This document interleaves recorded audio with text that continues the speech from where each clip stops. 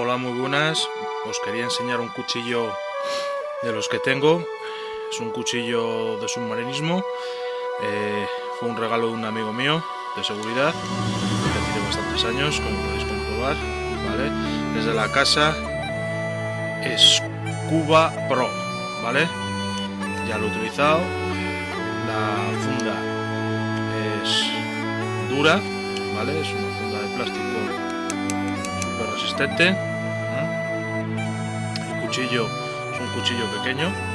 Como podéis comprobar, cuesta sacar, ¿vale?, de la funda, no sale tan fácil.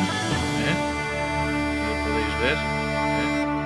El cuchillo que tiene una sierra, tiene un corta o cables o cincha, más bien para las cinchas de un traje de submarinismo, ¿vale? Pues te quedas enganchado o tienes que quitártelo rápido.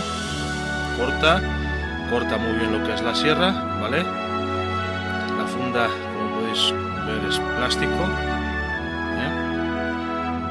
usada ya, y tiene muchísimos años. Un saludo y hasta el próximo vídeo.